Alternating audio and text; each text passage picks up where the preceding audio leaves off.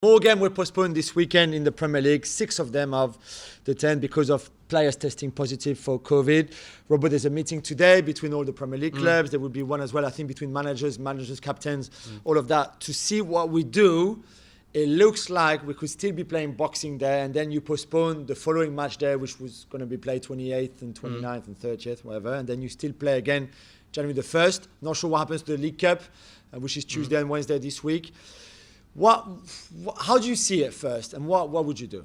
Well, there's obviously major problems, and if it was me, I would try and cancel the games from now.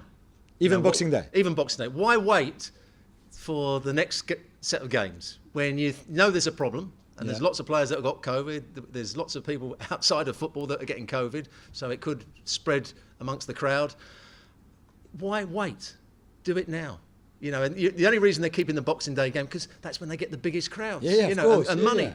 You can't worry about those things at this time. Those games will be played at some other point. Yeah. If you play that game on Boxing Day, you may miss more and more games at a later date.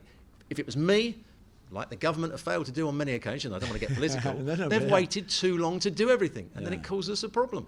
Do it now. The thing about Boxing Day is we saw the Villa-Burnley game being postponed 2 hours before kickoff. So what happened if on Boxing Day in the morning, we get all the results from all the tests of all the clubs, and then we have to postpone 3 of the 5 or 4 of the 5 that are supposed to be happening that It's game. not going to get any better from now till Boxing Day.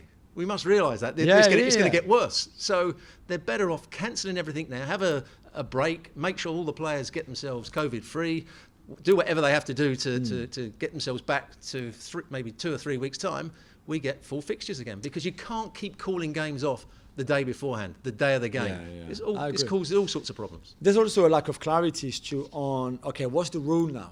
Because clearly it looks like, and I'm not blaming anyone, that club or that chairman or that owner or whatever. I'm just saying that I think before it used to be 10 players out for COVID, your game is postponed.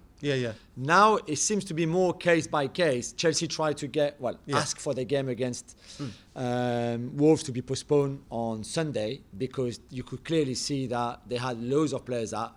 I don't think as many as 10, but it seems that other clubs had their game postponed when there are less than 10 players out. And what Tuchel was moaning about was the fact that the players that have got COVID had been with the players that haven't tested for COVID. And they'd been sitting on a coach with each other coming back from a previous game, and they'd been at dinner with each other. So it's possible that those players have got COVID as well when they do the next test. So that's the major problem. It's the spread of it.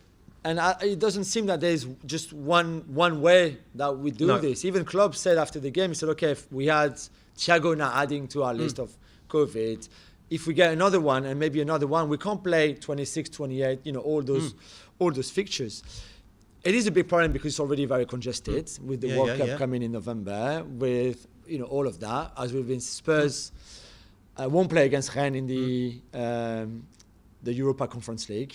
They still have 3 games to be played in the Premier League. The Burnley was postponed for the snow, and then Brighton and Leicester with COVID. I'm not sure when they'll be able to put those games. But it's a good job they're out the Conference League to a certain degree. You're right, because now they've got those midweek free. But potentially, this could be a bit of a complete nightmare, right?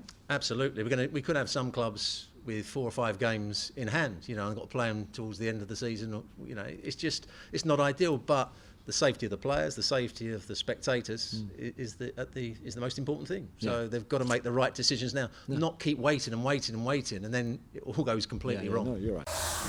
Well, thank you very much for watching ESPN on YouTube. For more sports highlights and analysis, be sure to download the ESPN app. And for live streaming, premium content, and let's not forget as well, ESPN FC 7 days a week. Subscribe to ESPN+.